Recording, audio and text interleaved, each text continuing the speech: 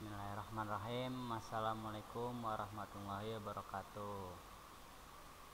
Ketemu lagi dengan Bapak yang kemarin sempat sudah kenalan ya. Nanti kita untuk lebih saling mengenal lagi, Bapak perbolehkan dari anak-anak atau rekan-rekan adik-adik ini bisa tanya-tanya ke Bapak langsung melalui WA. Oke. Sebelum kita memulai pembelajaran daring hari ini, alangkah baiknya kita berdoa menurut kepercayaan dan agama masing-masing. Berdoa dipersilahkan.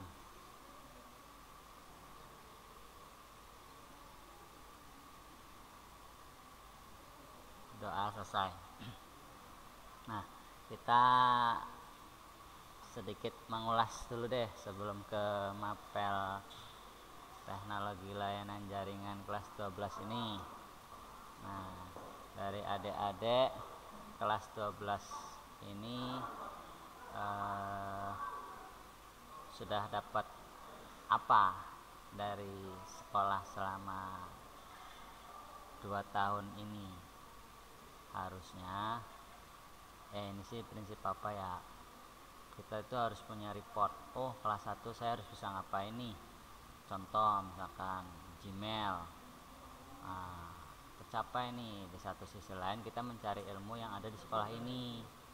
Lalu yang kedua, kelas 2 kita mempunyai target, oh saya harus bisa Microsoft Office, Word, Excel, PowerPoint dan lain-lain. Yang dasar-dasar dulu aja. Yang penting dengan adanya kita belajar di jurusan TKJ ini saling berkomunikasi tentang apa sih ilmu teknologi ini ya. Nah, terus target lagi kelas 13 nih, kelas 12 ini kita harus bisa ngapain nih selama masuk ke TKJ ini. Contoh harus bisa program atau jaringan ya. Itu gimana dari adik-adik semua ya? Harapan Bapak sih dengan adanya target atau tujuan adik-adik bisa mumpuni tujuan tersebut. Oke. Nah, gitu. Terus kita lanjut. Kita karena masih pertemuan pertama, kita bahas dulu aturan main di mata pelajaran Bapak untuk teknologi layanan jaringan ini.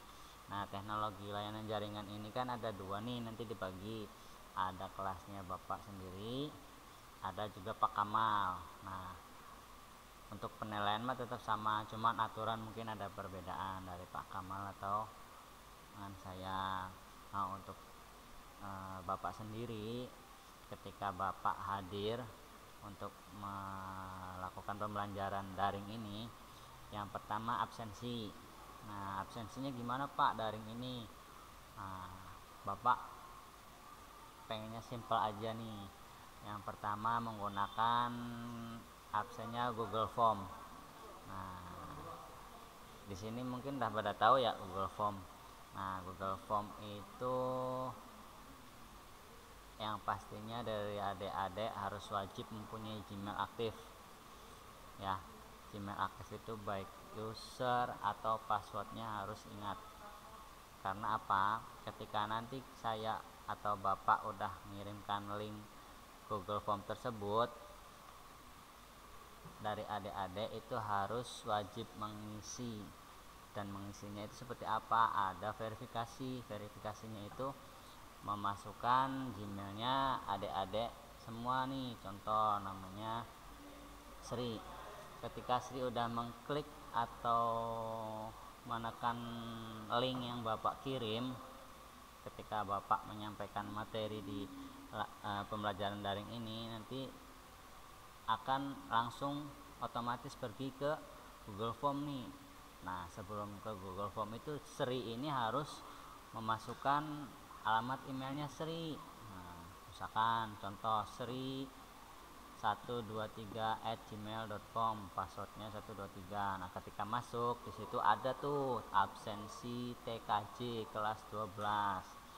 Nah, nanti silahkan diisi di situ. Nah, Bapak baik absen atau penilaian ada di situ untuk ulangan harian ya. Untuk UTS mungkin bisa Bapak kirim email ataupun pakainya Google Form juga, tapi yang pasti dengan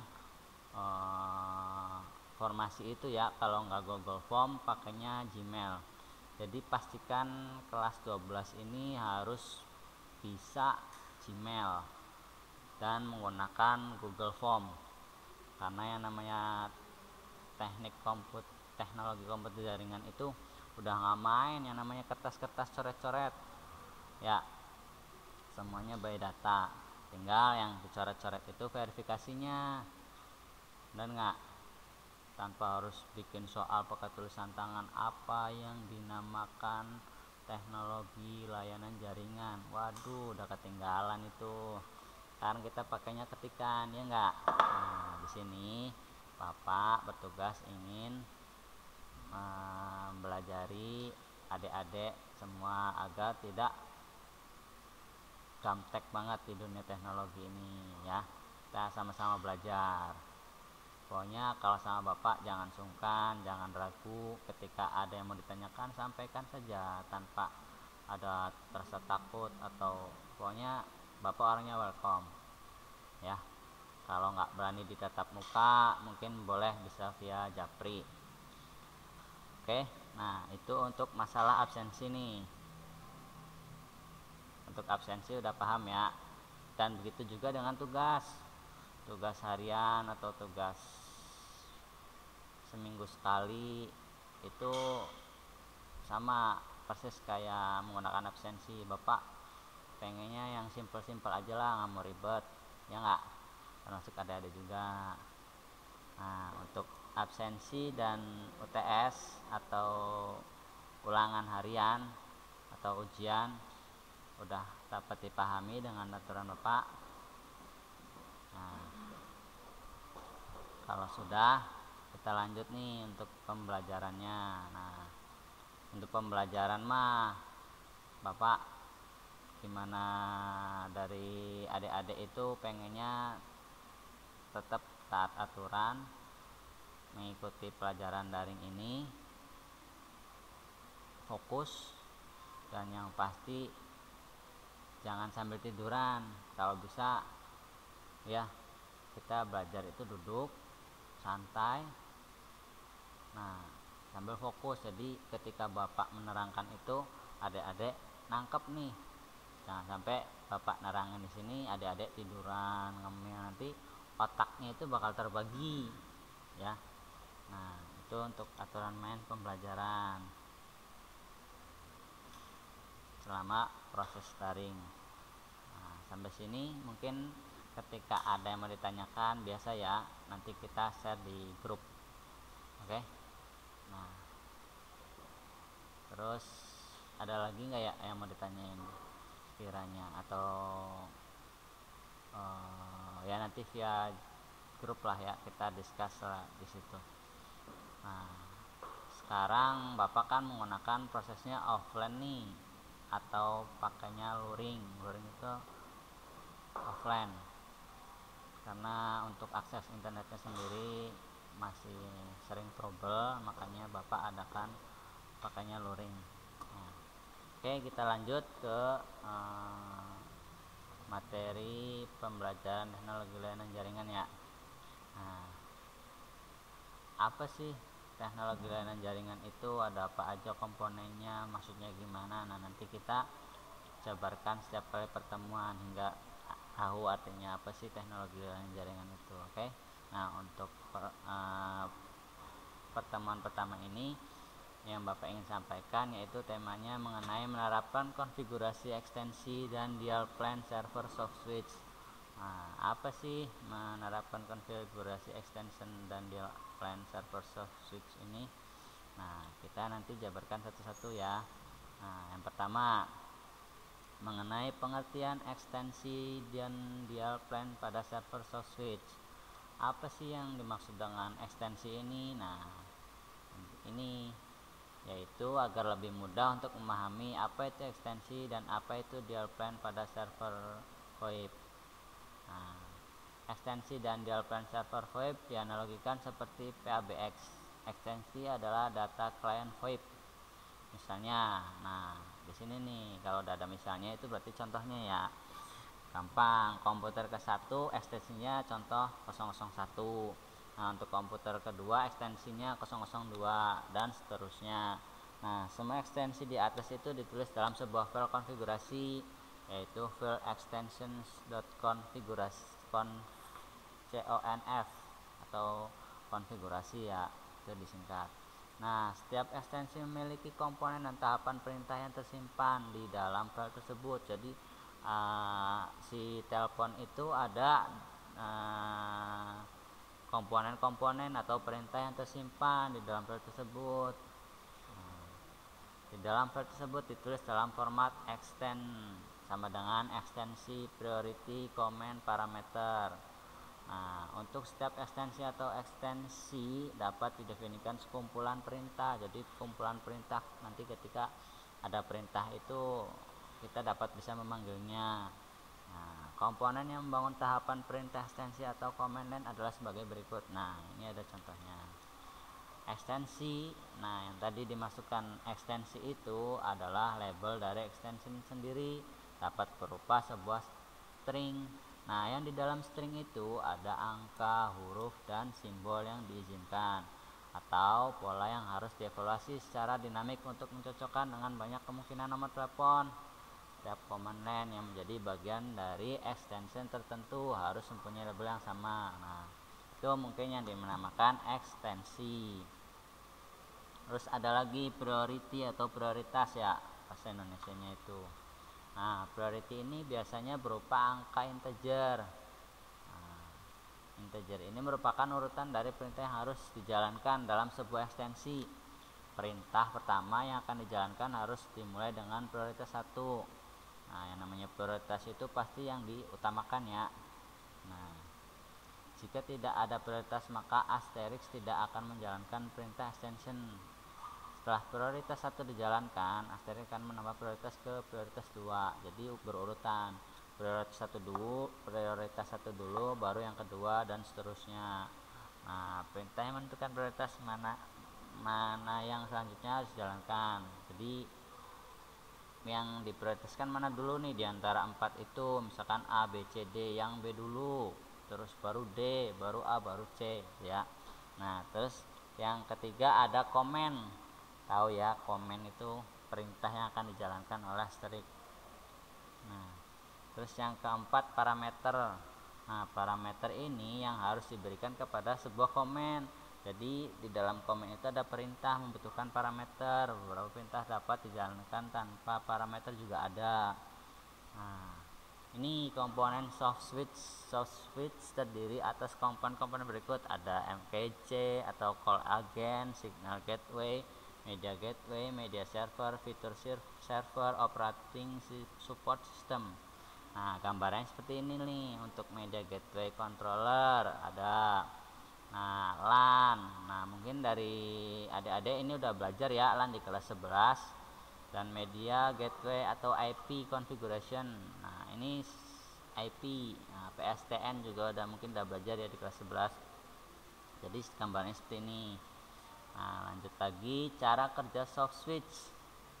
Nah, soft switch customer gateway dan IP telepon mengirimkan sinyal satu sama lain dalam jaringan paket dengan menggunakan protokol telepon seperti H323 dan SIP. Nah, setelah sinyal diterima, soft switch akan mengidentifikasi panggilan masuk yang berasal dari PSTN. Ada IP, jika pihak yang dipanggil menggunakan IP, maka soft switch akan menginstruksikan customer gateway sumber dan customer. Nah, jadi PSTN ini atau jaringan IP. Jadi kita salah satu untuk memanggilnya ya. Nah, yang tadi dijelaskan tadi ada telepon 1, telepon 2, telepon 3. Nah, itu kan pasti ada IP-nya tuh dalam jaringan tersebut. Seperti itu. Termasuk juga di komputer. Nah, bila yang dipanggil menggunakan jaringan PSTN, maka soft switch akan menginstruksikan organisasi customer gateway untuk membuat rute menuju media gateway yang berhubungan antara lokal dengan sentral trunk dan MG bekerja sering dengan SG. Nah, seperti itu ya. Terus apa sih yang dimaksud dial plan? Nah, dial plan ini fungsinya sebagai routing proses di mana suatu item dapat sampai ke tujuan dari satu lokasi ke lokasi lainnya. Nah, seperti itu. Ini gambarnya server ya. Mungkin yang udah pernah magang ke perusahaan, anak-anak kelas 12 ini tahu kalau yang di bidang IT ya khususnya. Nah, panggilan antar ekstensi baik yang berada dalam satu IP PBX lokal maupun antar IP PBX atau bisa disebut dial trunk. Nah, seperti ini gambarannya. Nah, ini untuk penggambaran soft switch. Yang tadi IPBX tersebut merupakan entitas berbagai software yang menjadikan fungsi kontrol panggilan pada jaringan IP Internet Protocol. Soft switch diperkenalkan dan dikembangkan oleh International Soft Switch Consortium atau ISC. Nah, di sini telah dijabarkan semua nih. Nah, fungsi kita lanjut ke fungsinya nih. Untuk fungsi soft switch ini, yang pertama memiliki fungsi switching. Teknik switching merupakan salah satu komponen terpenting dalam jaringan telekomunikasi. Dengan switching, komunikasi point to point dapat dilakukan tanpa harus menghubungkan langsung antara kedua node tersebut. Nah, switching itu bisa ditukar ya, point to point. Jadi jaringannya itu istilahnya bisa bertukar. Nah, selain untuk melakukan switch menghubungkan satu dengan yang lainnya, untuk node IP juga soft switch dapat menghubungkan dan memutuskan antara IP PBX dengan PSTN berupa data suara dan video. Terus fungsi kontrol pada teknologi soft switch dilakukan oleh media gateway controller atau disebut MGC yang bekerja untuk mengarahkan, memvalidasi dan menyediakan akses bagi pengguna. Lalu fungsi pensinyalan. Nah, signal nih atau sinyal, kalau di HP itu ya bahasanya sinyal. Nah, dilakukan antara media gateway controller menggunakan protokol Magako H323 dan SIP protokol tersebut menjamin kerja sistem secara optimal. Signaling antara PSTN dengan IP menggunakan jaringan point to point. Nah, terus yang keempat ada fungsi interface. Fungsi interface itu soft switch memiliki interface yang disebut dengan application programming atau interface API. Nah, di sini saya pernah mempelajari tentang API. API itu semodel kayak Java Android. Nah, yang mungkin ingin tahu mengenai API bisa cari-cari di Google dan download saja namanya Android Studio. Nah, di situ nanti kalian bisa sambil belajar ya. Nah, kebetulan kemarin saya juga sempat menggeluti studio Android ini untuk skripsi saya ya, sedikit-sedikit lah kita sambil searching, sambil sharing juga ya dari rekan-rekannya. Nah, pengennya bapak itu anak-anak kelas 12 ini bisa mengarahkan arahnya ini mau kemana nih. Kita kan udah kelas 12 nih, bentar lagi kan keluar.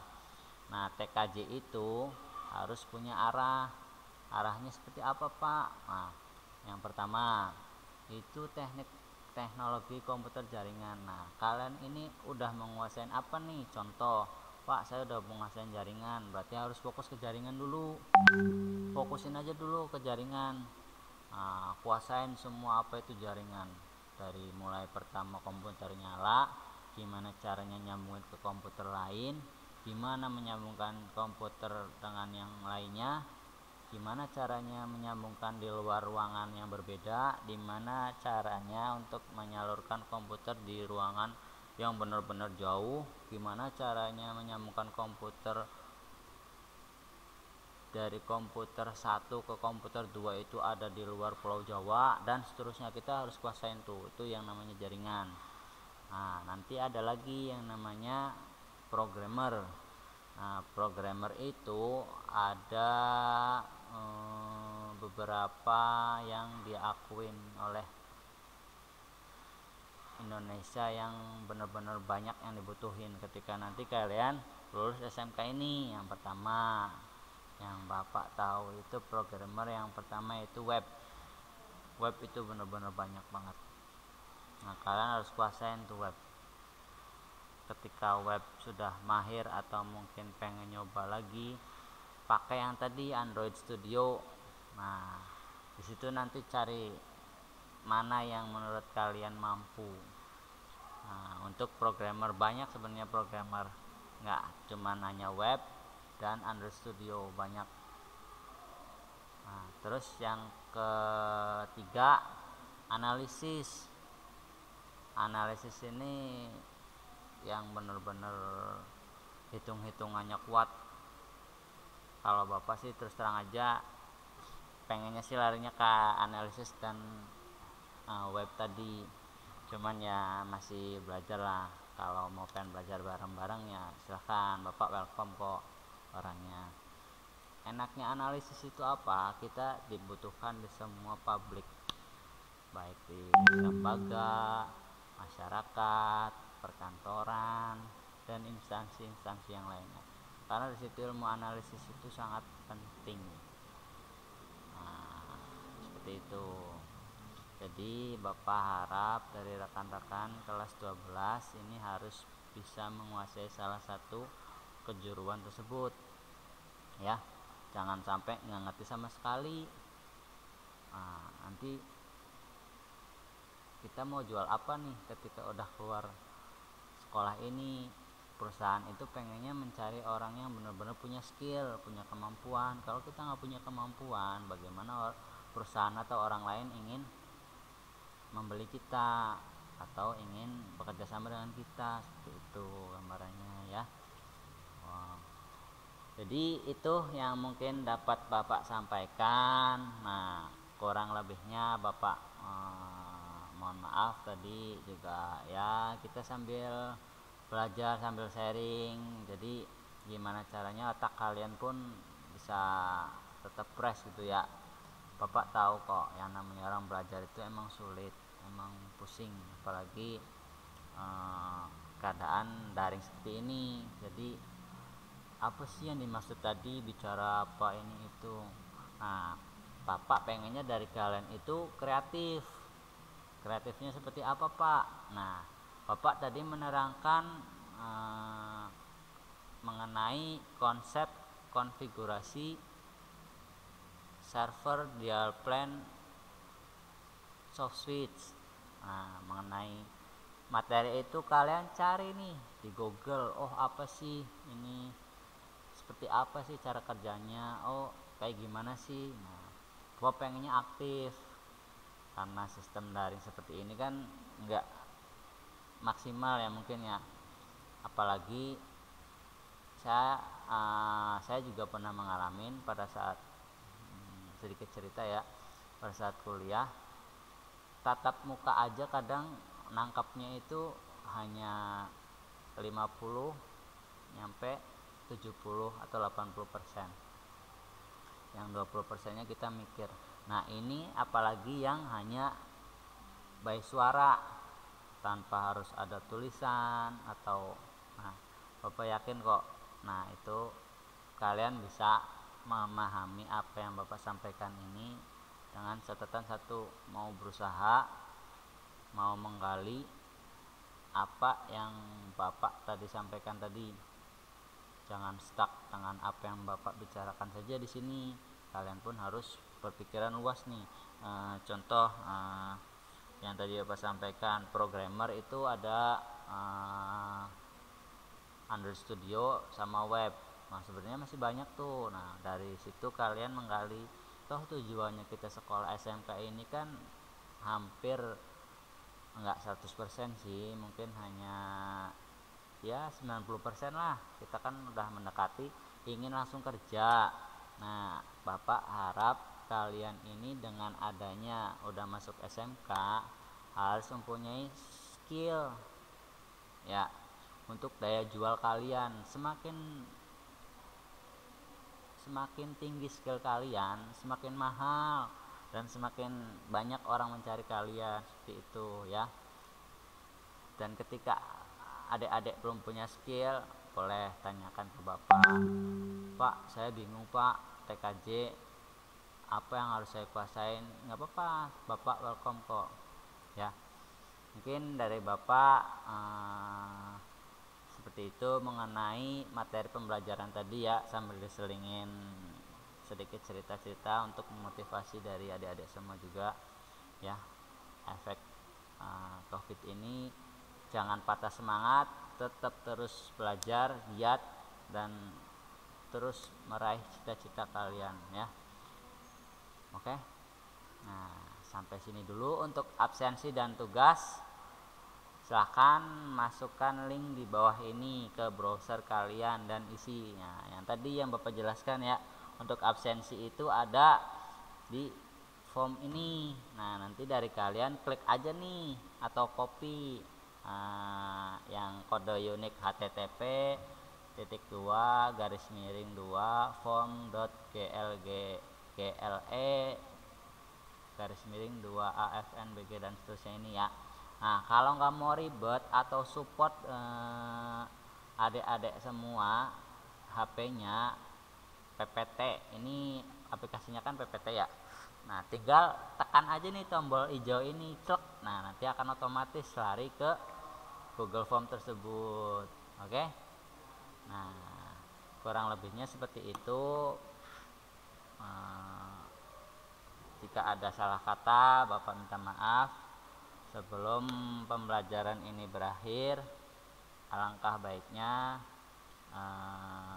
kita berdoa agar proses pembelajaran daring ini bisa menyerap ke otak kita atau otak kalian juga, Bapak atau adik-adik semua, agar diridhoi oleh Allah Subhanahu wa taala. Nah, berdoa dipersilahkan.